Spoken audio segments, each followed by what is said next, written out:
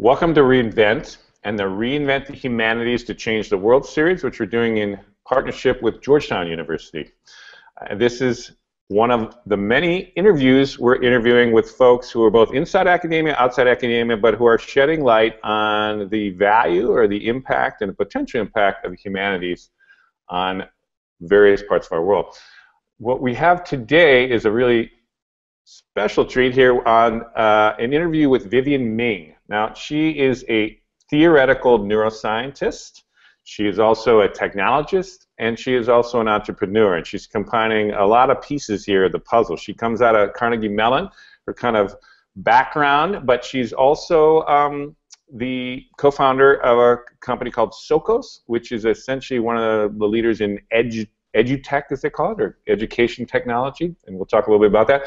She also comes out of, with a background, she was a chief scientist at Guild, which is a big data company in some ways, you could think of it, and that's really probing to better understand the workforce, or people that are entering the workforce, or inside the workforce. And she has a wide variety of kind of interests that hopefully we'll come out with today. So I think the way to start, for the general audience that we'll be talking to here is, explain, when you say theoretical neuroscientist, give us a little sense of what is that, and how it, what kind of really, how would you explain that to a more broader audience? Well, traditionally I go with the low-hanging fruit on this explanation, which is to say the brain is really, really complicated, and it's a lot easier if you just make stuff up. So that's one approach to understanding theoretical neuroscience. Probably more informative, though, is to really think about theoretical physics. So the idea there is start from first principles and see how far that will take you in understanding the universe. So we draw on that same line, and in fact a lot of theoretical neuroscientists are physicists by training. So start with first principles. So in my case, I did a lot of research based on information theory, bits of information. If you just start with an idea like that, can you, for example, essentially derive our sensory systems? And I published a series of papers where I designed systems that learned all on their own how to hear, how to see, how to pay attention. I literally would walk around in parks and forests with a microphone, and these systems would learn just by listening, based on information theory, nothing about actual biology. Turns out the solutions from our systems were almost spookily similar to what you find in actual biology. For example, the human cochlea. So that's the idea. Can we understand the how? Instead of focusing on the what and the how of biology, can we understand the whys by looking at it in this sort of deep computational framework? Well, now one of the themes that is emerging in already our conversations and in this whole kind of series is, you know, the humanities is often kind of counterposed with technologists or engineers or folks that are essentially working on technologies. And what's interesting about what you're doing is you're both understanding the complexity, the nuance, the unbelievable kind of you know, side of the brain and how the brain works, but also trying to transfer that or compare it to or meld it with technology. I'm just interested if you could just talk a little bit about, from your perspective, the kind of the two realms and how similar or how different they are, and any ways you kind of think about how that might go going forward. Well, certainly, you know, my first experience combining science and technology, which to me are very different fields compared probably to how most people think of them, was when I did what I just referred to. We took that microphone around and it learned how to hear, and we wrote a paper that talked about the evolution of the mammalian hearing system and all these abstract ideas, really engaging to me as a scientist. But then we thought, could we build something with this, something to make people's lives better? And so we built what amounts to hearing aids that learn how to hear all on their own. And it turns out that they work much better than traditional systems. But it's a very different proposition to say, take something we already know, can we build something to make the world better, versus let's start with the unknown and go probe and explore it, sort of from first principles. So that was my starting point. Now, God, I'm on my 7th startup, and you realize the deep importance of not only building something new, but building something, quite frankly, that people want, that they'll use. You can build the best thing in the world that I, as the, if you'll forgive the term, the smartest person in a room, thinks people should use. But boy, that if you think that that doesn't get you anywhere in science, you can just imagine what it means when you're trying to start a company and you're selling broccoli. And believe me, nobody wants to buy broccoli. Everybody wants brownies. And you know, I'm still a scientist at heart. So the core of the problem to me is, how do I bake my broccoli into brownies and make a product that solves a real world problem while also being engaging to real world users. Interesting. Well, just to keep it this theme though a little bit. So what you know and you've learned about the brain, and what you know and are learning about technology and its potential and its kind of potential going forward as it gets more and more powerful and more sophisticated. Where do you kind of sit in the kind of discussions I sense of essentially the evolution of AI and robotics, and to what extent it will challenge, suppress, or kind of be in sync with what human beings and the human brain can do? I'm just curious how you could think about, give us some of your thoughts on that theme. We spent the last week in South Africa talking about how AI will affect Africa over the next 10 years. And quite frankly, what I say there is the same that I would say in any part of the world, which is there is no skill or knowledge which is robot-proof. Nothing. So, you know, physical skill, knowledge-based job, which we won't be able to automate. And really the only question is, will it be economically worthwhile doing so? So in that sense, many skill-based jobs that are at the very, very lowest end of the economic scale, particularly on a continent like Africa, might be protected simply because it's not worth building robots to do it.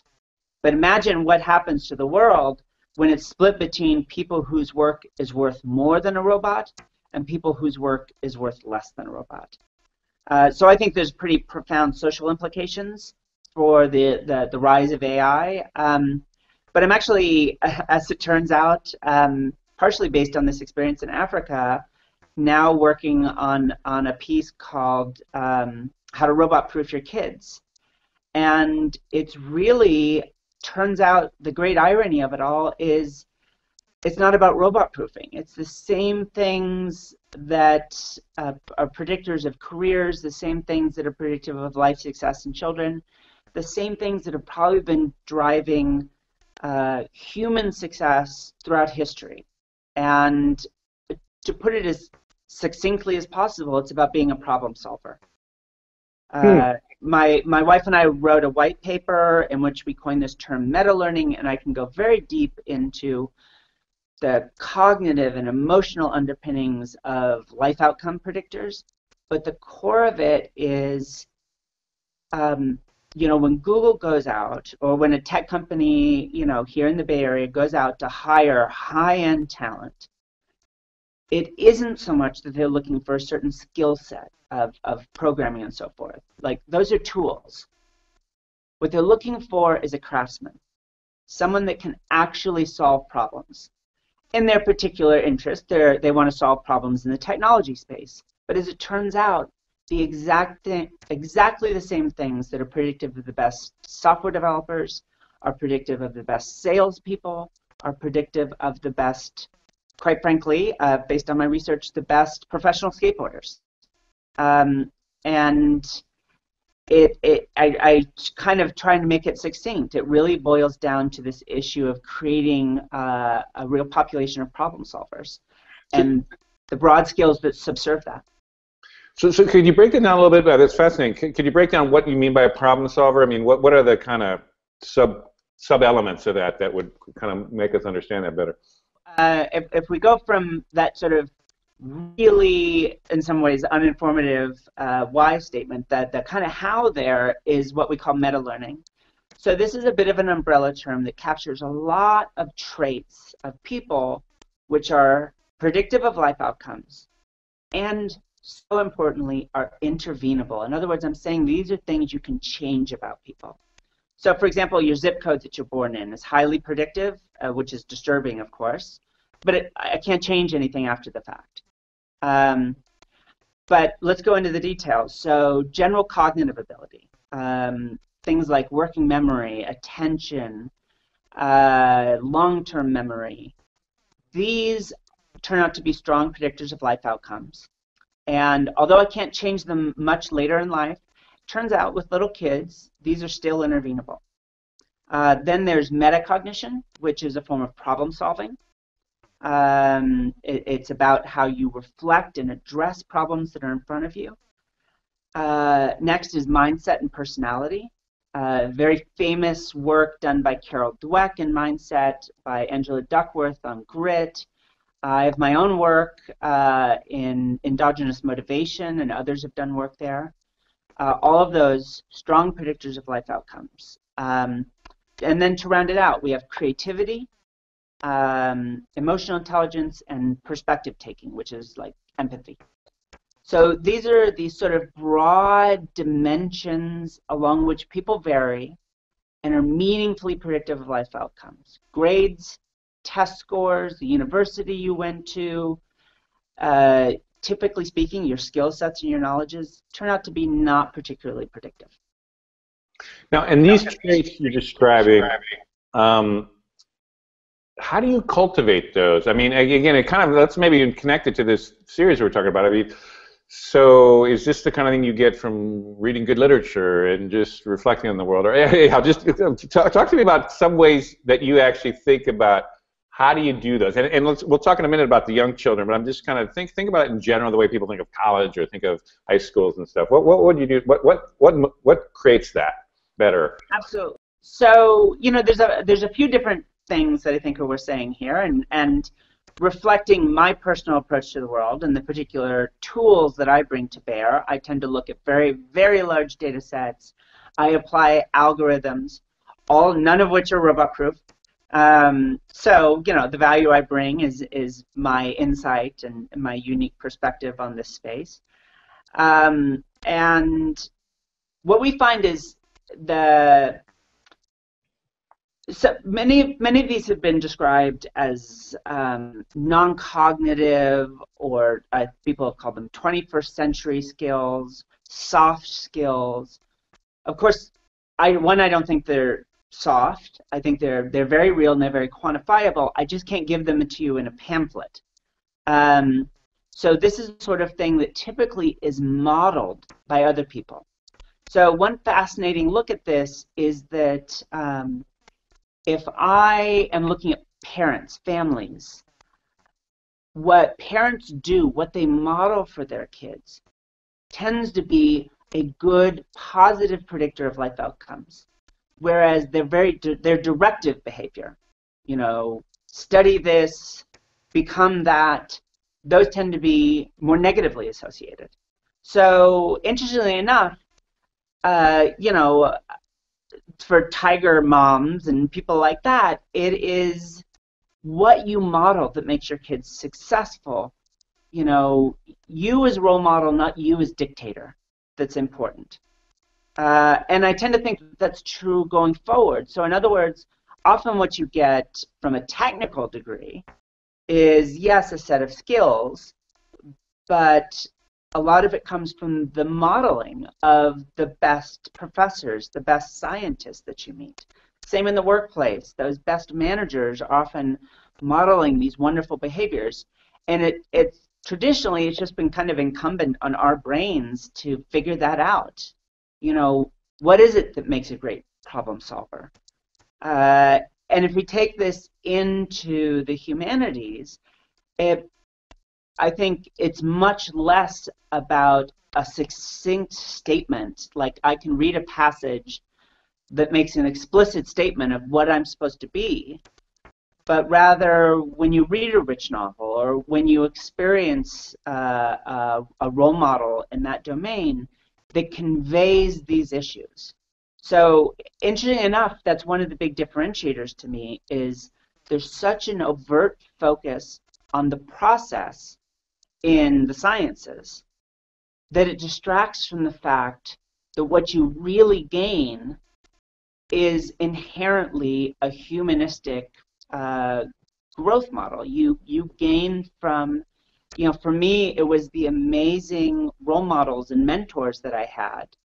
The skills, oh my gosh, I could learn them anywhere.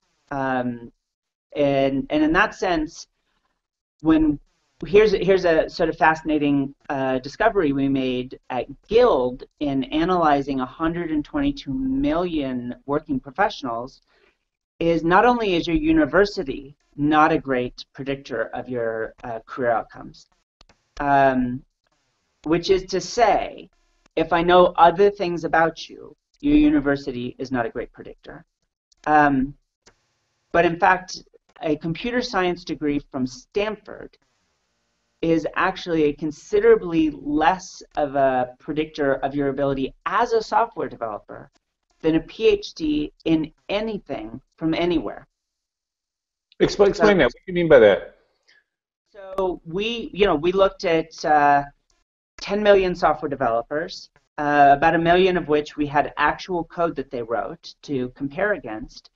And what we found is the quality of your code was not predicted by the fact that you went to Stanford or you went to MIT. The fact that you had a computer science degree, generally speaking, wasn't very informative. It was a positive predictor, but very modestly so, of whether you wrote really great code. But we did find that people that pursued PhDs tend to write better code.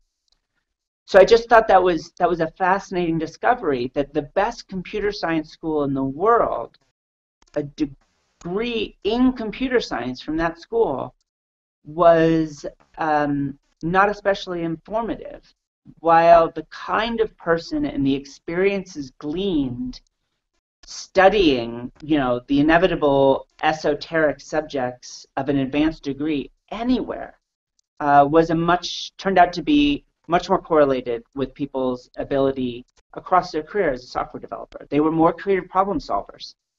And was that also subjects that weren't coming out of the engineering degrees and PhDs that were in other fields? A PhD in English anywhere was more predictive than a Bachelor of Computer Science from Stanford. Could you explain, because people who don't understand Guild or understand kind of the power of big data, give a little context for that so that people would say, well, how did you know that, or how did you figure that out? Or I mean, I know a little bit more, but explain it to the audience. So Guild is essentially what we call an HR tech company. It still exists today. Go look them up if you're in need. And I was their chief scientist for about 2 years, and I was brought in to lead a team to essentially predict how good all of you in the audience are at your jobs. And our goal was to take bias out of the hiring process, broadly defined. So let's be clear, there's plenty of gender bias in the tech world. There's plenty of racial bias in the tech world. I think most of it is not intentional. It's what we call implicit bias. But it's there, and it affects hiring. But on the same level, there is university bias. Google famously only hired from the top 5 universities for the first few years of its existence. Nowadays, they don't consider that at all, but boy, they really bought into it early. Skills bias. So you've got to have certain sets of skills to be successful inside of a company. And what really came out of a lot of research, ours included at Guild, was that most of these traditional markers were in fact not only not informative, sometimes they really took you in the wrong direction. So we did the traditional HR no-nos, age, race, and gender. We didn't include them in our products, but as a research project, I assessed them. Race and age were not predictive at all. And, race and gender. Age, as it turns out, looking at 11 million software developers, we found that slightly older developers tended to be better at certain types of languages. which is the exact opposite of the known bias in the tech world. So that gives you some sense of what we do. Looking at enormous scale, we can look at these trends. What do we see in terms of career trajectories? Who writes the best code? Which salespeople actually book sales? And when we can see trends at that scale, we can get fairly nuanced. There are traps, which are technical details we probably don't want to go into here, but you have to be very careful in how you work with data at that scale. But when you see a big, strong trend, like race, age, schools, generally speaking, skill sets not being predictive, I mean, at all, then you have to acknowledge that there's something pretty flawed with how we decide who we're going to hire. Now, given what you did, kind of to marry the two threads of the conversation so far, did the kind of people who stuck out of your data sets tend to exhibit this problem-solving kind of cluster of traits, actually, that we were discussing before? Is there any way to kind of connect those two threads at some level here? Yeah, so one of the interesting things we found in our analyses would be, for example, while a set of grades or a university degree weren't very informative, we'd get things like a tweet. Someone tweets out at 2 in the morning, "Celery is awesome." And, you know, first off, celery is disgusting. Anything that takes a half pound of peanut butter to be edible clearly wasn't edible in the first place. You're welcome to disagree with me, but this is one of those things where you just have to assume that I'm smarter than you.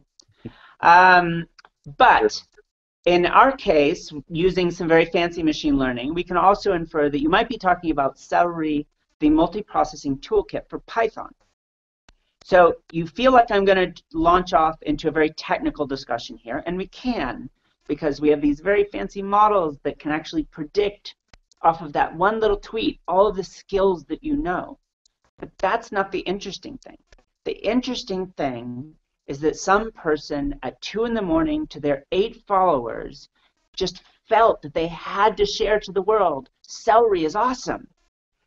And yeah, it kind of makes you want to shed a tear for them, but you know, once you get over that loneliness quotient, then you realize, wow, this person's really dedicated. This is something they're passionate about. Turns out when we analyze that, that is strongly predictive. It's not predictive if they simply say, "Hey, I was working with celery tonight." But it is if they say, "Celery sucks." So what mattered is that expression of sentiment, that they had sort of an aha moment working with this stuff. So in fact, it's much less about their skill set or about the specifics of the technical domain, and much more about the fact that they are engaged in a problem, that they're passionate about something that they're working on. In their case, their passions are about a technical domain, and their tools with which they do their craft are technical tools.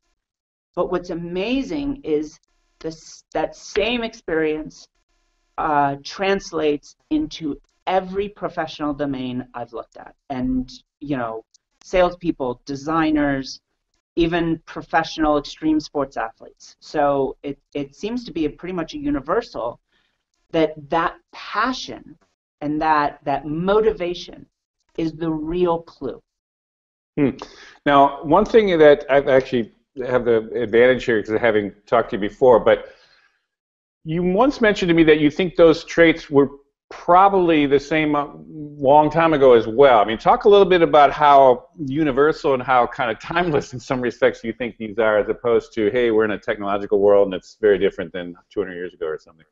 And, you know, I think it's interesting because you set the stage and people are treating this like a truly novel discovery. So, you know, we need the skill set for the 21st century is a language that was going on, and a lot of tech companies were going to Washington, D.C. and saying, we need to change the education system and we need more STEM training.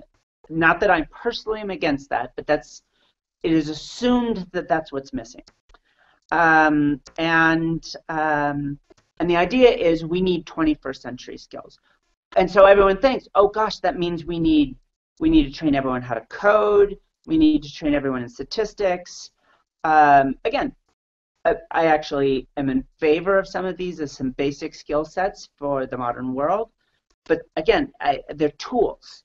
They're not the core predictors. So when we talk about 21st century skills, soft skills, non-cognitive skills, I'm going to use what I think is a much better language of meta-learning. What's interesting is, one, it's universal across all of these domains. This isn't what predicts a software developer. It's what predicts a successful person. Two, it is predictive in 3, 4, and 5-year-olds. The same things.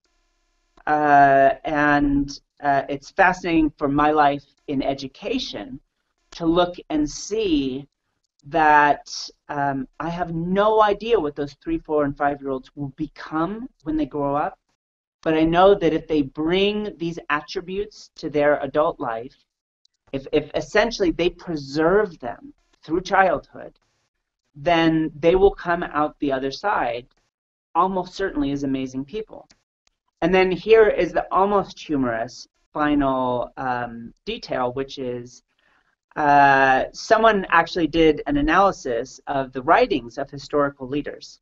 And this I thought was particularly funny in the context of this 21st century skills moniker, which, for one thing, also seems to suggest that in 85 years you better not know these skills anymore. But so they analyzed all these historical writings, and it turned out, shock of all shocks, 21st century skills were predictive of life outcomes in the 17th century. And I strongly suspect that this is true, from age 0 and well before. Of course, we're not in a position to run experiments. There's no world of sort of evolutionary linguistics for us to be able to go and analyze those historical documents. But there's, I think, every reason, given how general these are, how human these skills are, that to think, why would they be any different? All things being equal, even in a world of the Bronze Age, which seems to be a very violent time, it's still going to be about problem solving. So this brings up the idea of how do people get better at being problem solvers, and it kind of now brings up really your current company, Sokos, which has come up with a product, I understand, Muse, which is designed just for this, to actually, from a very early age, try to cultivate these traits that essentially allow people to be more successful. Do you want to talk to us a little bit about that? Absolutely. We wanted to completely rethink what education is. And the prospect here is about producing happy, healthy, productive people. And ignoring grades, ignoring formal school progressions. I flunked out of college. I nearly flunked out of high school. And yet, if I may say in my wild arrogance, I've led a pretty amazing life over the last 10 years. So doing everything right at exactly the right time is clearly not what's important. So what is Muse? Muse takes a picture. For example, my son breaks out the crayons and draws a picture, and I snap a photo of it. It goes to the Muse AI. My daughter tells me a story, and I grab a little bit of that audio. It streams straight to the Muse AI. Once a day, Muse asks me a question, a yes or no question. And based on those 3 things, a drawing whenever I want to share it, a picture or an audio whenever I need to share it, and then a single question a day, Muse quite literally predicts my children's life outcomes, which is exactly as scary as it sounds. How long they'll live, how happy they'll be, how far they'll go in their education, how much money they'll make. It turns out, though, it's a cursed crystal ball. No matter what those predictions are, positive or negative, if I tell you, the parent, it only makes it worse. I can make it less likely that your kid will win the Nobel Prize. I can make it more likely that they end up in prison. I can't seem to do anything positive with it, except for one thing, which is we send a single message a day to the parents. here's the one thing you can do tonight that will have the biggest impact on your child's life. And we send that each night, every night. These are little nudges, highly actionable. Hey, Dad, Maria's really interested in seahorses right now. Take 15 minutes and talk to her about seahorses. That may sound like a very straightforward recommendation, but one, I have to tell you, to design the AI that can understand all of that and put it into a text message to someone turns out to be some profound technology. But when you think about what it is encouraging, Maria's endogenous interest in seahorses, a conversation between a dad and a daughter, you'll notice that there's nothing in the recommendation which is about technology. It's all about very human interaction.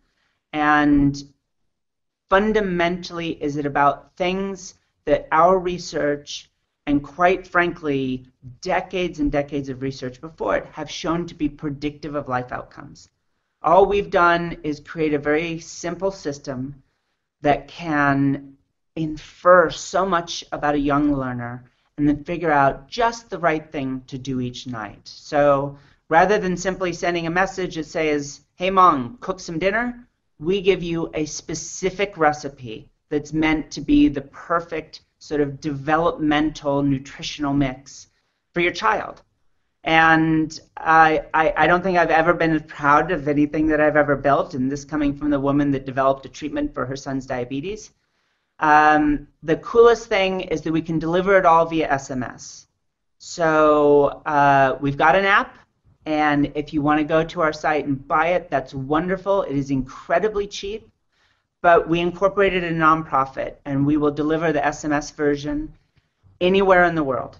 If you've got a flip phone and a mobile network, you can get this the same as anyone that's paying for the app. We fundamentally want to build a world that we want to live in, and that's the prospect. And I think Muse is the way that we can get there. Awesome. Now, given that we're also talking about higher education here, this series that we do with Georgetown, any thoughts, just some reflections here as we're kind of towards the end of the interview here, thinking about what if you could have your kind of, you know, your input into how you'd restructure higher education in any kind of profound way. Any thoughts on how you might encourage more problem solving? Well, one is to have actual problem solving. You know, obviously I'm a bit bullish about PhDs, having spent my time pursuing a couple of them. But there's something very special about solving a problem that you don't really get when you're given problems to solve. Write an essay on this, you know, compose a piece of fiction on that. Quite frankly, even in the sciences. So, you know, when I'm hiring data scientists, the last thing I want to hear is that they know a set of algorithms. What I want to hear is that they know how to take a blank page and fill it up with something amazing. That amazing thing is technical, it's mathematical, but it's, to my mind, it's the same thing that confronts an essayist, is a blank page.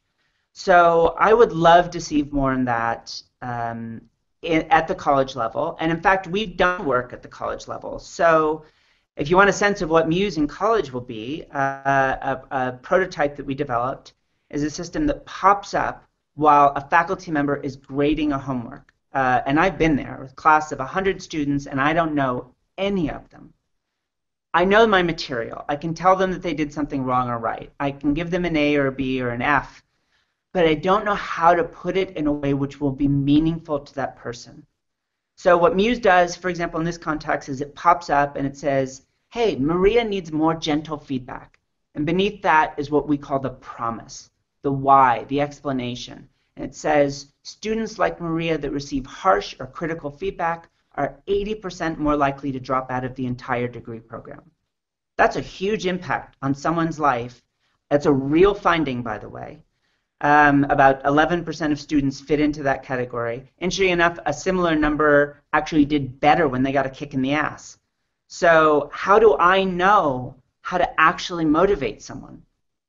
Well, that's something that Muse brings into it. Ironically, we've built a technology to try and sort of humanize the art of being a professor.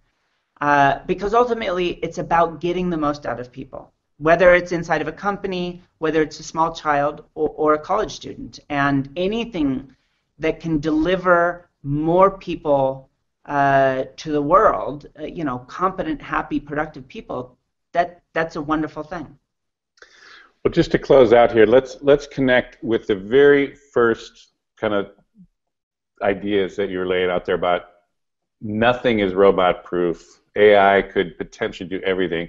And yet you went on to describe very complex, subtle, nuanced problem solving and things that many people would say were kind of robot proof, or at least damn close for a while here.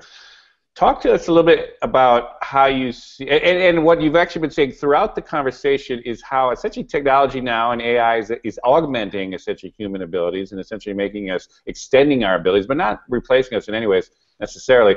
Talk to you, just kind of bring those threads together at the end here, and like how do you see this happening? Do you think that the problem solver, humans, will not be displaced, or do you feel like over time we're going to figure out some equilibrium? Or I don't know. I'm just curious where you go. Yeah. So when